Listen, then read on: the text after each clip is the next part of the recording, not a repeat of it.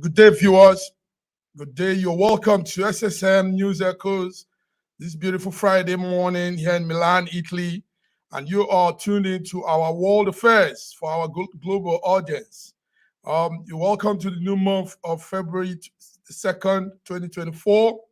And this is that day also. The Nigerian Super Eagles football team is playing Angola at the AFCON tournament going on. You're welcome, viewers. You're welcome. Normally, I'm joined here with my coordinators from different parts of the world. But for now, let's just run the news as we find ourselves. Headlines are running. Lots of things are happening. The world is full of occurrences from different parts, different situations coming up. What we have in our newspaper headlines this morning, major newspaper headlines we're looking at is number one is Saudi Arabia has finally succeeded in joining the BRICS. The BRICS bloc of developing nations have admitted Saudi Arabia as one of its members. And Saudi Arabia will be bringing its quota, its own part of a lot of things economically, diplomatically into the BRICS organization. So this is running in all the news this morning. We also have a news on something that is happening from the health corner, syphilis. Syphilis is one of the oldest transmitted sexual disease. Syphilis has come back and syphilis is raging very hard. Syphilis is running around the world in an alarming rate. So this is what we're hearing from some of the papers. CNN is reporting this, BBC. Syphilis is on the rise, and there are so many cases of people falling sick. It says 7.1 million new cases of syphilis since 2021. So I think we need to be on the lookout for that. Syphilis is back, and syphilis is ravaging a lot of people. Syphilis is that sexual transmitted disease, and it's a strange disease, like they say. It has a mimicking effect. It looks like another infection, but in the real sense, it's syphilis. So it comes in a different form. It comes in a different way, but it's syphilis that is attacking that person. So these are the news we're following. There are still more updates on the Israel-Hamas war. Israel-Hamas war, U.S. has said it with the UK that strikes will still continue against the Houthi tribe. Strike will still continue against the Houthi tribe in Yemen, and it says they've deployed 9 attack ships. They've deployed a lot of vessels and a lot of ammunitions that will be in the following week be striking that part of Yemen where the Houthis are also residing. So U.S. President Biden says he approves the strike, and strikes will also be coming on Syria and Iraq. This is the information this morning. Strikes will be taking place in most parts of those parts of the world, even as the weather condition there does not favor this present confrontation. So U.S. President says strikes will continue against the Houthis, and there are plans to also come very strong against what happened at the border town between Jordan and Syria, the border country there. 3 U.S. soldiers were killed. So reprisal attacks will be going on, and this is what we're hearing from the U.S. Defense Secretary Austin, Lloyd Austin. So follow up the news, listen to the news, be aware of what is happening. It keeps you informed. It makes you know what's going on, and you're able to also decide on what part, who's on what, and what's going on.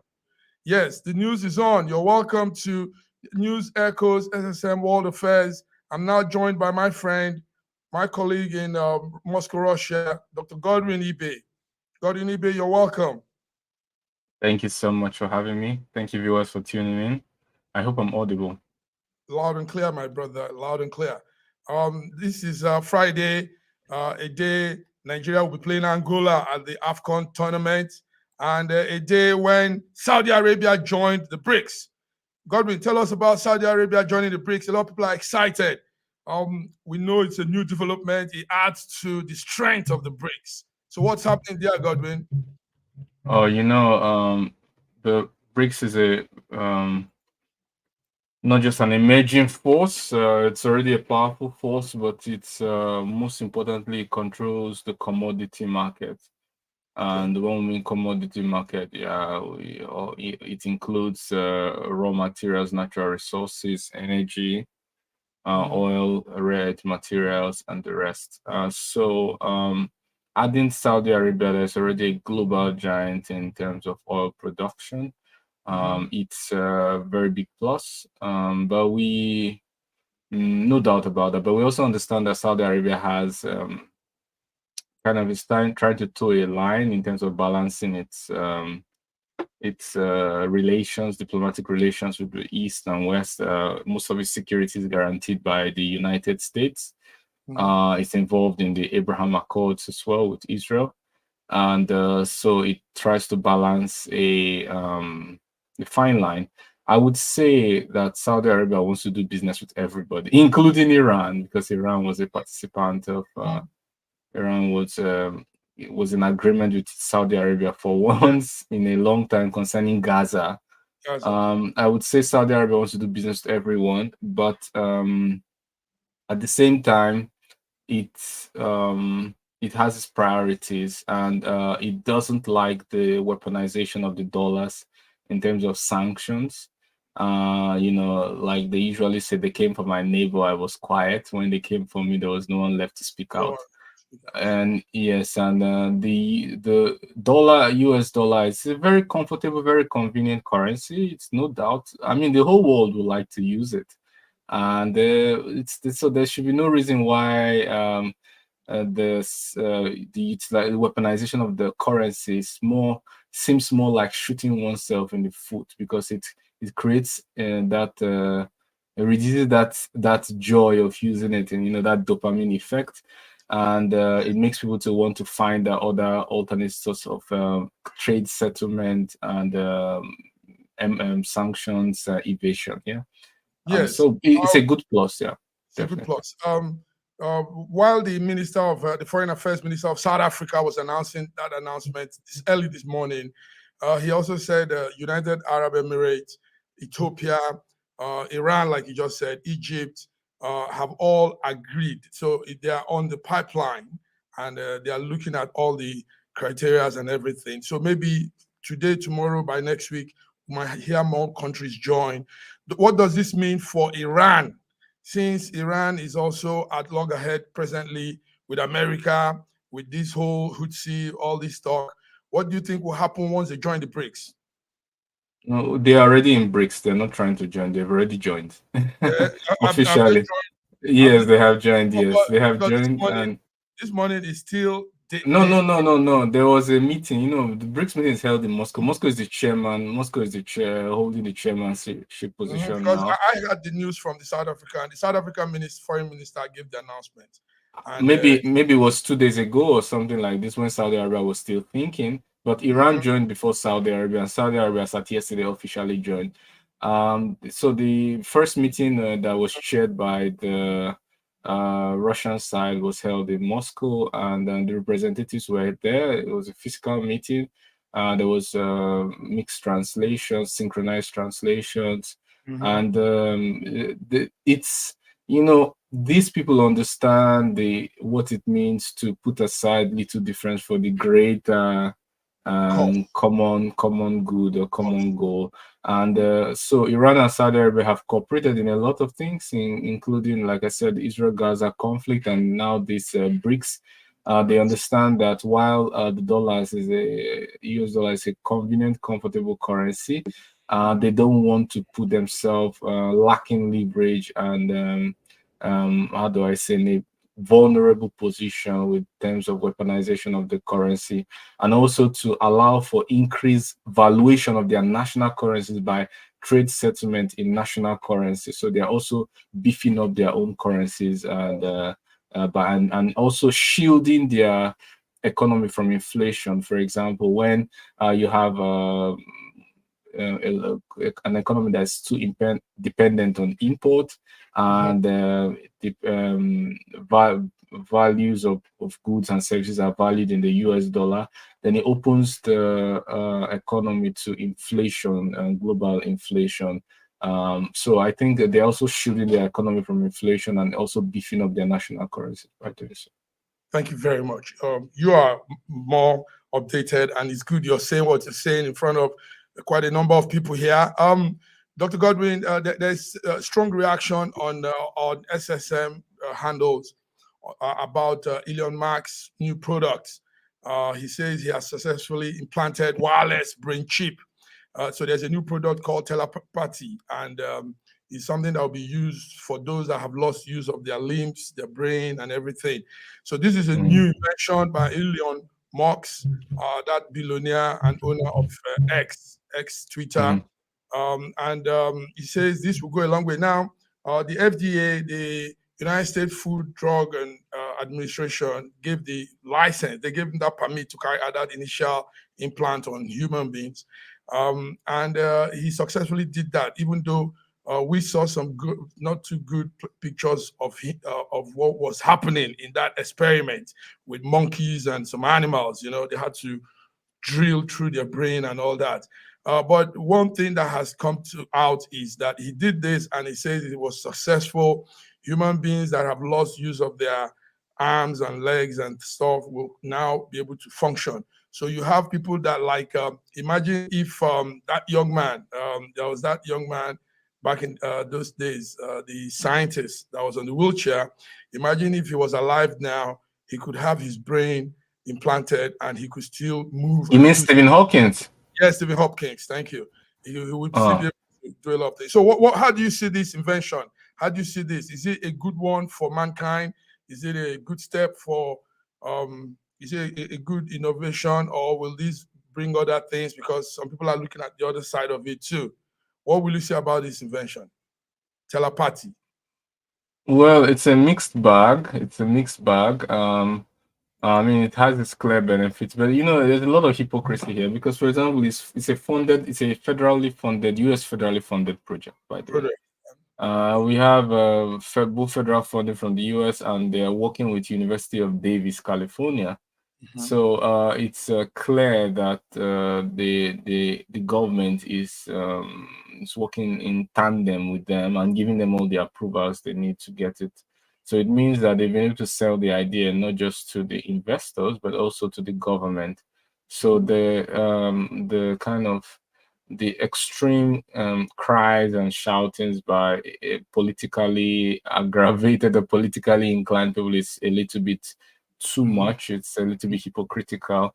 We understand that we love animals. I mean, we've tried to, well, we eat them, we kill them, we eat them, we sometimes just, I don't want to say it on YouTube, but basically their head is just for them for us to be able to eat them. It's nature, life's the cycle of life. But in this particular case, some people say there's a lot of cruelty. Like some of the animals are operated about 10 times. Like we have 10 invasions in the skull before they eventually put down.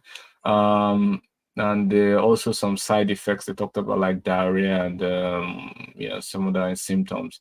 This is sad, and in terms of that these animals have to go through them. But for any advancement, whether it's from antibiotics to these advancements in human, obviously there are tests on animals. I mean, that's where we coined the name lab rat.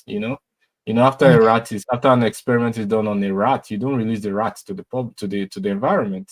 You shouldn't release a rat that you worked on in the lab for whatever reason, if it's not just treatment, and release it back into the forest. So it's clearly has its benefit, but we have to deal with the side effects of this the side effects of it. Let's have some few comments on the screen here. Loretta George, while we were talking about that, said mixed feelings about it. She was talking Yes. about Saudi Arabia. She dropped this comment while we're talking about Saudi Arabia Ah, joining okay. BRICS. Mention about it. Then some Abhishek Kumar says feeling proud with his performance. I think that one is for the brain chip surgery, the brain implanted wireless brain chip. So anyway, yes. What X also said, what Elon also said is this invention will also enable people to control their phones and computer just by thinking. Can you imagine? Just by thinking, you could do some things. You could even write, and a lot of things. And like we said, if Stephen Hopkins were to be alive, this would have really done a lot for him, you know. And we're still looking at it, and we're still hoping because Elon Musk has done some inventions. Also, he has done some things that didn't go right. You know those things. I mean, on several times he tried to space rocket his SpaceX rocket, and it didn't work. He also tried to the plan of Telsa, that car, Tesla, to drive from New York to Los Angeles also didn't work. The project didn't come through. So he has the flaws, but he's good at what he does. Yes, Loretta George is saying not Saudi Arabia, the brain chip implant. I have mixed feelings about it. Okay, I think I said so. So she's talking about the brain chip implant. She has mixed feelings about it. Yes, like many of us, Loretta, we feel it's something that should be really, really observed well. The FDA, every other body should really check on this because we're talking of human lives. We're talking of trying to experiment with some space of human life that is very, very, very, very crucial. Very, very crucial. Thank you, Loretta George. Thank you. Yes, Godwin, you want to say some last word? Yeah. I said thanks that for the correction. Yes. I think maybe you were talking about it before I came on because Okay. So Okay. All right, man. Let's go down.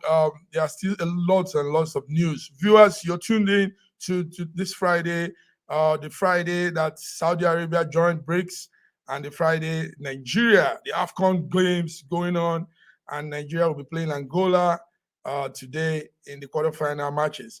Dr. Godwin, let's look at some news updates. I saw you were sending into the WhatsApp some updates on Russia, Ukraine. Please, can you update us? But before you go on, let me just say from our part what we're observing. Number one of what we're observing is, yes, Ukraine army chief said there's setback in the war. He said so yesterday. And Ukraine said also that Russia warship has unleashed massive, they use the word massive, missile barrage on Crimea. And now what we are looking at from Europe on all of this is that there is something that's about to happen. Europe is about to freeze Russian assets. Lots of assets generated to billions will soon be freezed. Like we got the information yesterday. They said, and those assets could be sent to Ukraine to help rebuild Ukraine's economy. So the European Union said they agreed that there's 50 billion funding packages and all that assets around Europe. There's a company called Euroclear, that's it. Euroclear said they will be seizing 50 billion funding that's meant for Russia, and they'll be using it to also help back Ukraine. I don't know if you've got that news. Euroclear is in Belgium. It's an European company, and a lot of the Europeans all agreed that so many of the funding, so many assets that are here with them that belong to Russia will be seized and be used rather to help Ukraine. So these are strange things. I don't know if you have anything on that, some of those news. Yeah, go ahead. Yeah, so just a little bit of correction.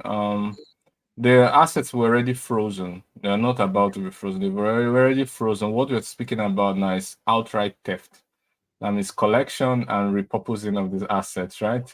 And there were talks of it, but the Russian side has replied that, well, we prepared in advance. You go ahead, we'll have a retaliation definitely ready. So there's going to be a two-sided, not just freezing, but seizing and collection and repurposing of assets. This is just outright theft. A lot of European countries and central banks are against the idea.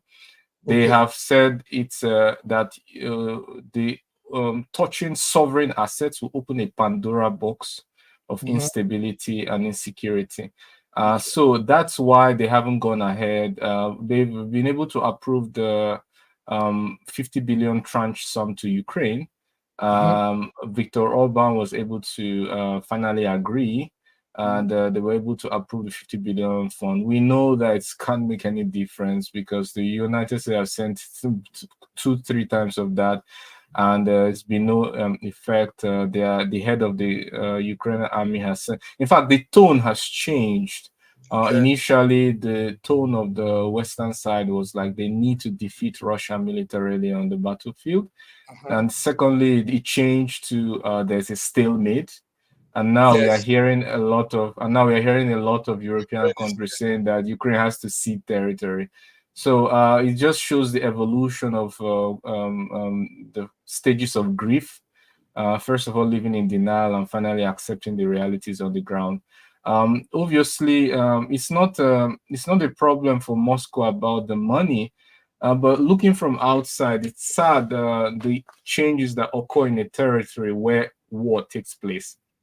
War is bad, but it's worse when it's on your own territory. Mm. You lose not just manpower and weaponry, you also lose your industries, your economy. I Everything. mean, everything. The Ukrainian economy is basically surviving on this aid, which the EU and the US are sending. And this was a country that was very, very industrial, very, very agricultural as well, supplying, being a food basket to the world, and a lot of industrialized. Even the biggest, you once alluded to it, the biggest transport plane in the world, the Antonov 400, Antonov. was produced. Yes, it was produced in Ukraine. It was Ukraine. produced in Ukraine. Yes. But it's a very sad development of events. I hope that the West and the East can come to the negotiating table without a precondition and try to find a way out, because obviously And try to find. Saba rattling is not the way, obviously. Yes. Trying to find a way out. Okay. Thank you very much. You said it well. Yes, the bailout, the season of funds has been done long ago, and but now they are saying they're taking it all together to help rebuild Ukraine. Um, Dr. Godwin, let's move on. Do you have any update for us again on the Russia-Ukraine war? Is there any new thing we need to hear? Yes, Because- in the last show episode we had, there was a little bit of confusion. Not confusion from my side, but someone raised one of our panelists raised an objection to the validity of the plane that was shot down, the Il-96, and the passengers that were on board. I argued Yes, that those were Ukrainian prisoners of war, and that yes. initially the Ukrainian side denied it, but they later accepted it. Mm. And now there's a more of a consensus. The Ukrainian side has officially asked for the bodies to be returned back, Okay, to be repatriated. There's a Russian investigative committee has released a video. I think I can basically just show it. go ahead. Investigative committee released a video showing the airplane parts, and the most important, the missile that was used to gun it down. It was a Patriot missile, a US supplied Patriot anti-aircraft missile. I think it's pretty much set in stone. It's sad. And they were supposed to use the 195 by 195 exchange mechanism to exchange these prisoners. So they were supposed to get Russian prisoners of war and give Ukrainian prisoners of war. But now, as I understood or learned, that exchange still took place later, but Okay, not with those people that died. Obviously, they were replaced with some other people, and yeah, it's really sad that at least these soldiers couldn't return back to their families. I mean, many of these soldiers, whether Ukrainian or Russian, they are patriotic, following orders. and unfortunately, it's very sad, irrespective of their nationality, when they can't return back to their families. Thank you very much. So yes, you put that right. But we also had Ukraine say they sank the Russian warship, and Yes, that's confirmed. That's yeah. confirmed. Okay. That's confirmed. It was a ship, warship, like you rightly said. A small Yeah. one though, a small one. Russia has so many of those ones. It wasn't like the big one like the last time that they were able to puncture it. Okay. But Thank you, yeah, there are a lot of losses going on. Dr. Godwin. Thank you.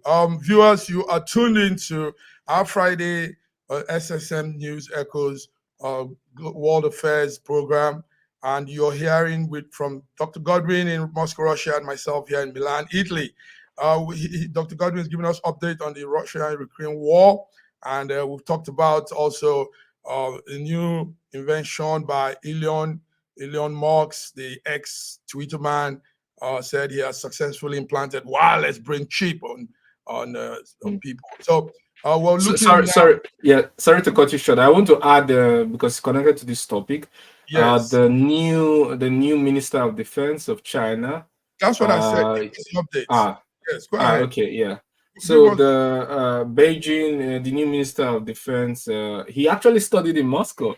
Okay. He's now the new defense minister. He said that Beijing is giving Russia support on the Ukrainian issue, and the West will not be able to stop us. He said in recent years, the US and the West have been isolating Russia. We understand everything, and we strongly support justice by providing support on the Ukrainian issue. He also said the defense cooperation between China and EU has taken a hit, but will not change and abandon established policies because of this. They will not be able to prevent normal Sino-Russian cooperation. So that's what Dong Jun, the new minister, said. Dong Jun. Okay, let's before we go on the break, Dr. Godwin, let's come to Middle East, Pakistan. Pakistan is heading towards their February, I think it's February 8th election, but one of the candidates was shot dead yesterday, and it has sprung up nationwide protests. I don't know. Are you following that news? Which country are you speaking about? Pakistan? Pakistan, yes. Yes. I'm not following that news in particular, but on a long-term basis, I've been following the change of government from Imran Khan to the new military governor and the whole geopolitics behind it. Okay. So I'm not surprised. Yes. Anyway, they are heading to the polls by February the 8th, just a few days from now. And one of the candidates was shot down, was killed while he was on his campaign. I think that happened on Tuesday, Wednesday, thereabouts. So it has escalated violence among his supporters, and but we're still looking. They said the gunman opened fire at him while he was in his car in the marketplace. He was doing campaign. So that's what's happening in Pakistan. Viewers, if you're following that news, check it out. One of the candidates for the Pakistan elections coming up on February the 8th has been shot. And do you know his name? Because I only hear about the shootings, but I don't really. His name is not so imminent. Yes, his name is not so imminent. I think he's Rehan Zab Khan. Rehan Zab Khan is an independent candidate, and he's actually affiliated with the other minister, Imran Khan. Imran Khan, yes, he's affiliated, but I don't think they are related. But anyway, he was shot, and he's sparking off some other things. Some people claim that a militant separatist group did that, but we're not very sure. So we're following the news. By today, we might know what exactly happened in Pakistan. So, but that's it, viewers. Let's go on a short break, Dr. Godwin. Let's go on a short break. I think you have more updates for us from China, BRICS, and those part of the world. But we'll come back, and there's much more to talk about. So, viewers, stay tuned. This is Friday, News Echoes, and we're doing the world affairs. See you on the other side. A year ago, I wrote a book titled The Final Solution, and I was trying to say to the rest of the world that there are challenges ahead. Now, a prophecy did come, and that prophecy is coming to pass. But I'm telling you, the final solution has been found many years ago in the Bible, because the Bible simply says righteousness exalts a nation and sin is a reproach to the people. So I want you to know that you can get solutions to problems in Ukraine, in Russia, in Nigeria, indeed all parts of the world. We need that solution, and the solution is straightforward. Please get a copy of my book. It's the Final Solution by Bishop Shegun Johnson, and you can find it in Kindle, in Amazon. Just type Bishop Shegun Johnson, The Final Solution. It's very, very small book you can read within 2 hours, but it contains the final solution. Do get a copy. Not getting it is doing disservice to humanity. Don't forget The Final Solution.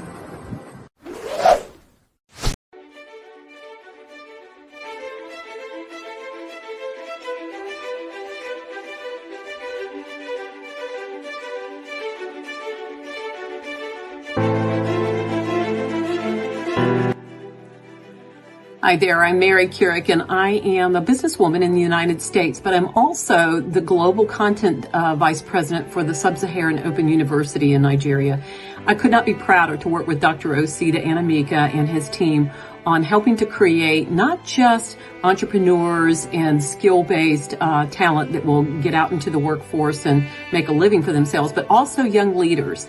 And to that end, with this integrity-rich university environment that's accredited now, and it's just an amazing opportunity for anyone there of any age to jump on board and learn, we want to let you know about a new offering that we have. We have a global governance and diplomacy course now provided by a whole team of people that crosses several countries to put together these resources and lots of great information for those of you who might be on the path toward public service and diplomatic service, NGO leadership, that sort of thing. We hope that you will walk through this open door and enjoy.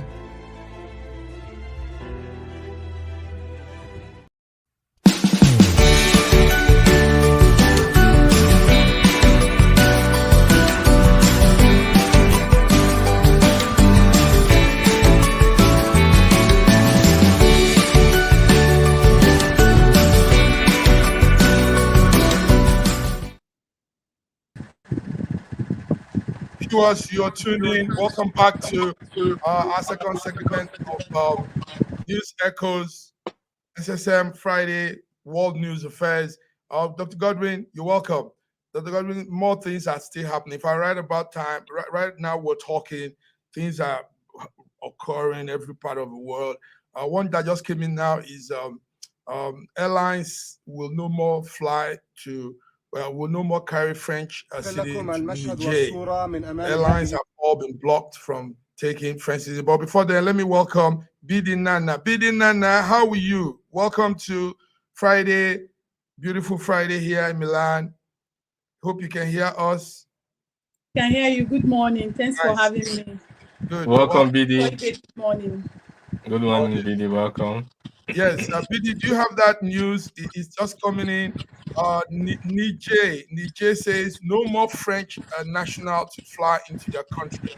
So this also means that the airlines like Ethiopian Airlines, Egypt Airlines, and some of these airlines will all stop flying to that part of the world. What do you have on that? Air Morocco, all of it.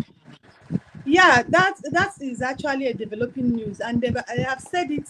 They're not just saying it now. They've said this thing over like 2 weeks. But I think probably the one thing that they are joking, or maybe they are just one of those lip service thing. But I think they are very serious about it, and they intend to take it very serious. They are not playing about it. They're not playing about it. Yes. So, but this BD, as you know, will also economically to affect them. It will affect the airlines too. because some of these airlines are most times jammed up with passengers from Europe, from France.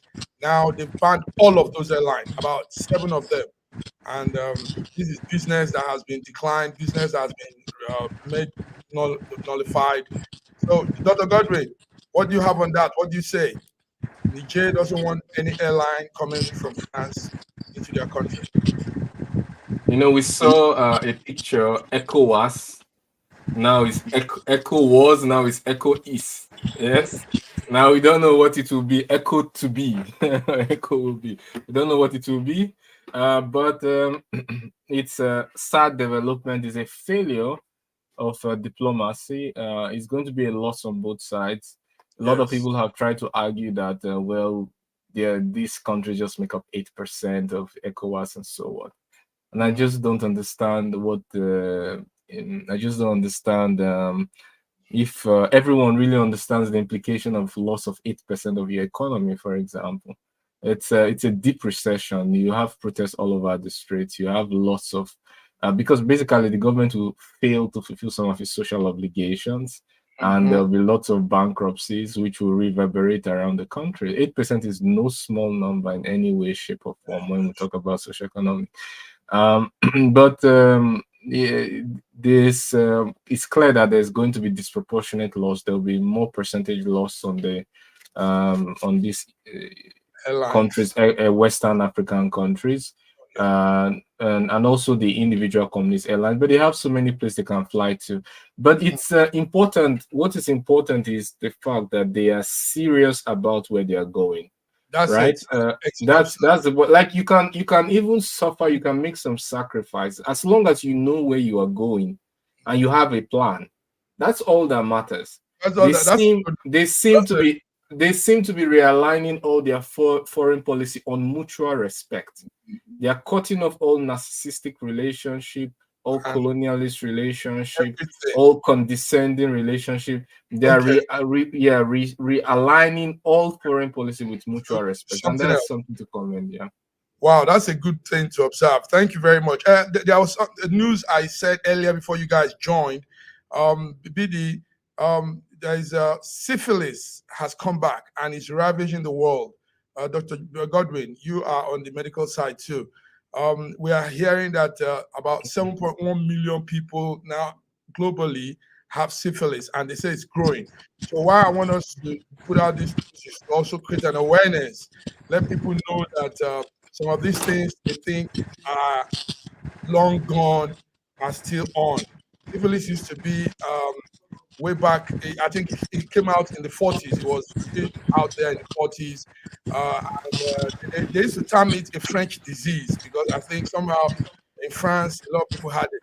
But now they say it's moving around the world. There's strong rise of syphilis, and syphilis actually is affiliated with sexual activities on protected and rough sexual activities. So, BD, what do you want to say anything on that? That's what the health organization is bringing out this morning. Yeah, I think Dr. Ibe will be the best person to respond to this. But let me say the little I know about it. Yeah. I remember I started hearing about syphilis when I was in school. Okay. In my hostel, I lived in the hostel for my 4 years in school. I lived in hostel. There's two common things when we go to university clinic. Syphilis and I forgot to remember them. There's two. Gonorrhea. Not gonorrhea. Not gonorrhea. Dr. Ibe, remind me. Herpes. What are you speaking about? In a hostel, in the female hostel, there's a common two this thing that we always hear, syphilis and one other one. Okay. They say that way you get it from toilets. Okay. From dirty. So many things you can get. There's particular two. So that's the much I know about that syphilis thing. And this one they say that it's back. I think I had more of syphilis when I was in school. It's a common thing that I had so often. When we go to school clinic. Okay. So anyway, that's it. It's back and it's killing. What do you want to say? Yeah, I wanted to say like it's never been eradicated, but it's been under control. Yes. I mean, it's been controllable with penicillin. It's one Mhm. of those diseases that thankfully is can be treated with penicillin. We know there are lots of penicillin resistant microorganisms nowadays, especially bacteria. But it can be treated with penicillin. It's been under control, but we are seeing a rise. Yes. If we, especially the US is the one who is raising the alarm because they had like 80% increase from the last 5 years, right? 80%, and if we only look from last year, I think like 18%. It's mostly sexually transmitted, but it's a contact disease, transmitted by contact, any form of contact. And that is why we have babies, lots of newborn babies with syphilis. Syphilis. So that is sad, and it affects maybe 30% of pregnancy incidents in terms of pregnancies. Mother pass it on to the child. But I think the reason for this, if you ask me, I think the reason for this is the economic inequalities, the booming sexual industry. There are now more ways to for promiscuity and wokeness that is allowed, and Mhm. well, those are the consequences of just making everything economic and capital focused, right? Capital. Yeah, so the way out would be to people to recognize, go for early diagnosis, Mhm. treat it, and obviously try to regulate the number of, do I say regulate? Or at least the least the number of partners, the better. Okay. Thank you very much. So, viewers, you're listening to what we're saying here. It's good to be informed. It's good to know what is going on. So you also protect yourself. Dr. Godwin has just given us that insight into this disease. They say it's ravaging. It's spreading very fast. And Dr. Godwin, one thing with when something starts from America, it goes more further because Americans travel. There's this free pass for them everywhere. They will go to South America for their sex tourism. They will go to Africa. They will take it. So before you know, they'll be inflicting many people with this thing. So viewers, be on the guard. Syphilis is back. You don't want to be hot. And we're in a time when also our immune is not as strong as before. So some of these diseases could come into the bodies now and even escalate into bigger problems. Dr. Gordon, is that not so? It could now become more than syphilis, escalate into something else. And you have people being at risk with their lives, their health. So thank you for that, Dr. Godwin. Thank you. BD, you say you don't know much. It's okay. Moving forward, Dr. Godwin, do you have that update on what is happening in, you talked about Xi You Jinping. mean Gaza? No. Okay. Been officially receiving the ambassador. Yeah, you've talked about that, and you've talked about also the Russian investigative committee showed fragments of the plane we were talking about last time. Do you have pictures on that? Do you have any pictures or anything you want to show the viewers so they can get updated? Yes, you can do that. I don't know if this will be, let's see what language this will be, because sometimes I listen to these things in Russian language, and Okay, no problem. Translate let's for us. see if it's in English. Вы в первое время отправили мне письмо поздравлений, что вы заразила. Доброе желание по развитию отношений между двумя странами и двумя армиями. Здесь я хочу выразить вам глубокую признательность.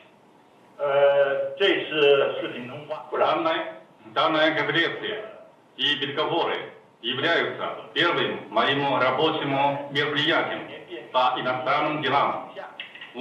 Okay, to cut the long story short, he just spoke about his that this is his first meeting since assuming office, and talked about trying to improve relationship with Russia, like I've said, and the West not being able to stop it, and him seeing the need to provide support on the Ukrainian issue. Basically, that's it.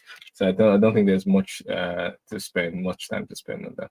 Thank you very much. But it's good you're bringing this. You see, viewers, we're covered in all corners: Asia, Russia, Far East, Middle East, Atlantica, and everywhere you can get all the updates. So let's come now to the Houthi situation, Dr. Godwin. BD, are you following that Houthi thing? Yesterday there were some strikes and resistance too. But America and the UK says they will come stronger again. Also bearing in mind that this is affecting global business, movement of goods from that part of the world to the other end of the world. So, Dr. Godwin, give us the update. BD, do you have anything on that too from Africa? The Houthi attack. Yeah, I want to speak. Let me let BD speak. BD, you're muted. BD, yes. Go ahead, BD. Go ahead. From Africa point of view, what's happening? How are you people seeing the Houthi? Let Dr. Ibe go on. Let him go on when it's true. Okay, thank you so much. I write in all these groups, and I once heard that a carpenter, very important in our society, but some carpenters may think that every problem can be solved with a hammer. You just like hit it on the head and then the problem is solved. We are saying that just like maybe even a doctor may think that every problem can be solved with an injection or with drugs, right? So it's not a carpenter only thing. But you see, after nearly 4 months of Israel fighting, we have 25,000 plus dead.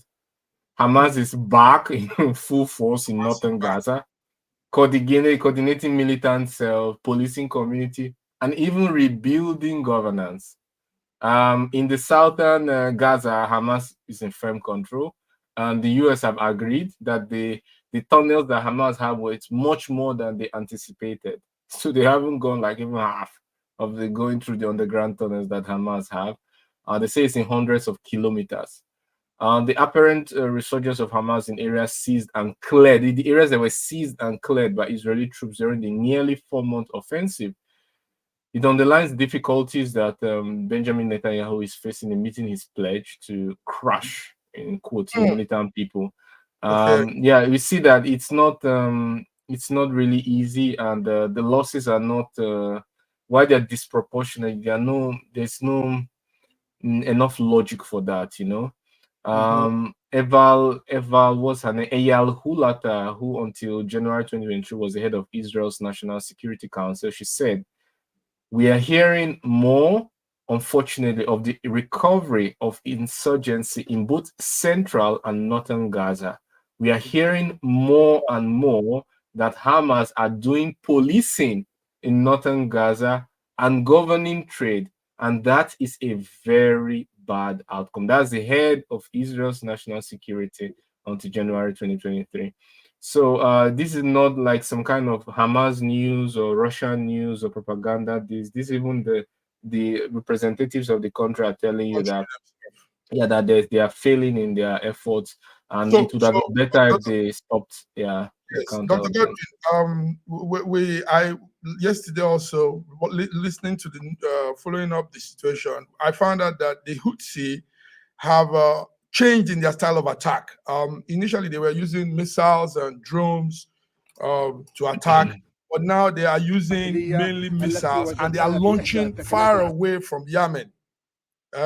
So what this means is it's going to be very hard to get them, because they are now situated in a point, in a place. It wasn't like when they were on boats, on ships themselves coming to attack. Now they are staying in one place and sending these long-range missiles. So America is actually having problem. Biden said the strikes will continue, but they are having issues. They are having issues getting it very well. The strikes are not targeted as they planned it, because also Iranian, like are backing this militant up, and Iranians are very good with missiles. They are good with some couple of missiles. So it's not working, like you just said. It's not working as they planned. This whole thing is really going the other way. But what we're seeing is loss of lives.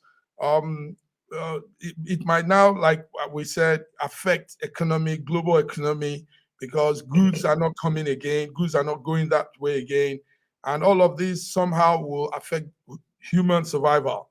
You agree with me, Godwin? Obviously, I agree with you. But the problem is that NATO is a strong military organization. But in reality, what the reality shows that it can win just one war. If it's going to be in one war, yes, it may be able to, most probably be able to win. Obviously, if it's not against a nuclear state, right? Because there will be no winners. But for any other country, not a nuclear state, NATO can win one war. But when it's stretched out thin, it's involved in the Houthi rebels, involved with Hamas, involved with Hezbollah and Lebanon, and then it's in supplying Ukraine. We can see that, yeah, it begins to fail in its obligation by just pointing saying, look, there's no money, there are no weapons to supply, and then they begin to take losses and hits, and there's absolutely no need. There's no need for starting so many wars, especially the ones you can't even control. And there are no ships, there are no commercial ships in the Red Sea, especially from Israel. It's a death sentence if you carry the Israeli flag and you have a commercial ship. It's just like a death sentence. Even the US military ships are being attacked in the Red Sea. The video I showed that's on the screen, it's abandoned weapons, Israeli weapons in Gaza. Abandoned Israeli weapons in Gaza. It's actually, you know, not destroyed, just abandoned. Let's hear what the press man is saying. Is there Yes. it's in Arabic. أنقل لكم المشهد والصورة من أمام هذه الذخائر الإسرائيلية التي وجدناها في إحدى التكنات العسكرية الإسرائيلية في العدوان الإسرائيلي الذي لا زال على قطاع غزة. هذا العتاد وهذه الصواريخ التي أقف أمامها الآن هي صواريخ تمت بها مقتل الفلسطينيين. Okay, to cut the long story short. He's old. I mean, these things could set off right there where he's standing and blow him up. Military journalists have to be brave. I think it's a requirement. But you know, we got the translation ahead of time in advance, and basically it was trying to just saying that those are the weapons Israeli. He's showing the markings, the signs, showing that they're Israeli weapons that were abandoned during retreat. You understand? So yeah, it's a terrible outcome. We hope that the wars will kind of find diplomacy will win, and the wars will kind of stop, and understand that, yeah, even though they are not state actors, but they have some level of influence, and they can actually mess up your trade. They can actually mess up their trade. Okay, BD, we still want to know how Africa is taking all of this. Please unmute yourself, BD. Yes, Africa is close to the Middle East more than Europe and America and the other parts of the world. So obviously, when these things happen, we should have some repercussion and effect on the continent. What's happening there? What's happening is that, like Dr. Ibe said, in this Israel and Hamas war, the influence of Africa is supposed to be fed, but because of divided interests from Africa, they are not even interested in the lives of their citizens of the continent. Rather, they are interested in what they become. You know, who is in power, who matters in this war. That's actually what has made them become so irrelevant. If you look at what is happening in Burkina Faso and what is happening in Mali, it shows that African leaders are not being felt. And you know, when your presence as a leader is not felt, a lot of things goes wrong.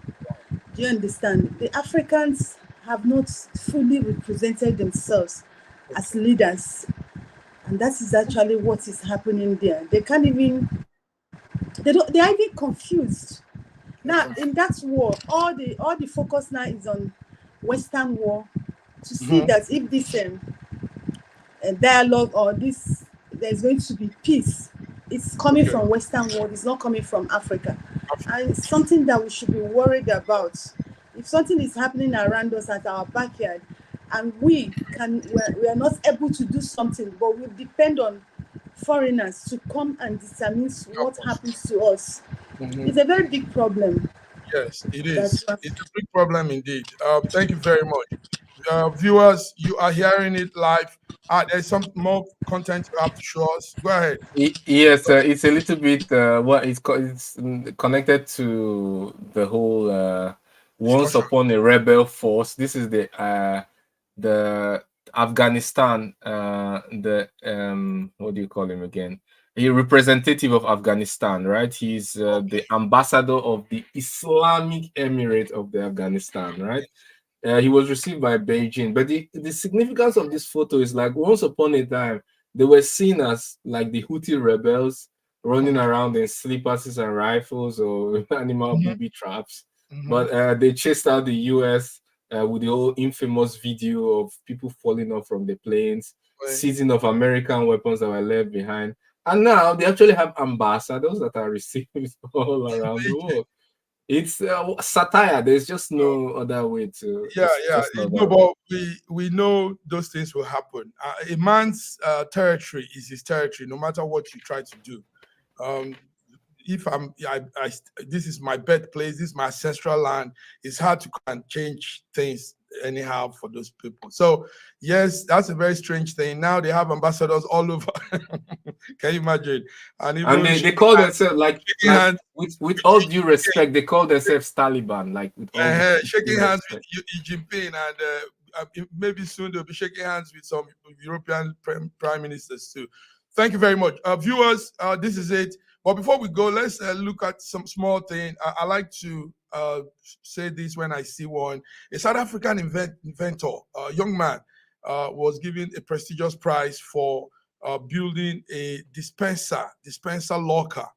I was trying to get that clip before we came, but I couldn't. But anyway, this young man was able to invent this beautiful thing, a medical dispensing locker. And he won an award for it. And it goes to show that young people, Africans, yes, we can wake up our brain and also get into this new wave of invention. A lot of us need to come up with that. There are so many things that can be done. New ideas can be done, new creation, new innovative things. So we want to say kudos to that young man. Sorry, I couldn't get the clip. I was to get the clip, the picture, and what he invented. But it happened yesterday in South Africa, and we like to give accolades to those that are doing notable things, noble things. So, gentlemen, do you have any last things to say? Godwin, is there any last take? Yeah, I just want to add that kudos to the guy. Actually, he suffered from tuberculosis, right? And he suffered from tuberculosis, and he had to wait in the queue for hours to get his drugs. So like they say, necessity is the mother of invention. So he's an electric engineer, and he decided that if there were deep dispensers, maybe he wouldn't have had to wait this long to get his much needed medicine for tuberculosis. Thank you very much. Good one, Godwin. I trust your. So, BD, any last take? Yeah, I saw that, and honestly, I was really, really touched. And such things, sorry to sound differently. You see, such thing saw the limelight because probably it's South Africa. Nigerians are very intelligent and innovative people. I've seen a lot of people innovate a lot of things, but it does not pass this hour. Well, our people don't take them serious. We have a lot of young boys. It's in your hands. People like you, media people, media personnel, to bring those people out to the light. Bring them to us. Personally, let me tell you one story. 4 years ago, I met a young man who built an aeroplane. I interviewed that guy. I brought him to NTA. I took him to so many people. But what happened? Yes, I took him to two senators. I took him to the local government chairman. I interviewed him. I broadcast him. What happened? Okay, it is 4 years ago. Now you're with SSM network, and it will be a different thing. A lot of things will happen. We are from all corners of the world. and we're out here now to be part of people's progress. We want good things. We want Africa also to be on that line of good things.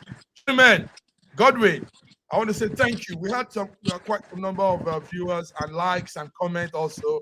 And thank you, viewers, for tuning in. SSM Friday. We just did our World Affairs news today. Nigerian Super Eagles will be playing with the Angola team at the AFCON tournament ongoing. So on this note, gentlemen, I said have a beautiful weekend till we come next week. Thank you, Godwin. Thank you for coming. Thank you. BD. Thank you. Thank you, viewers. All right then. Bye-bye.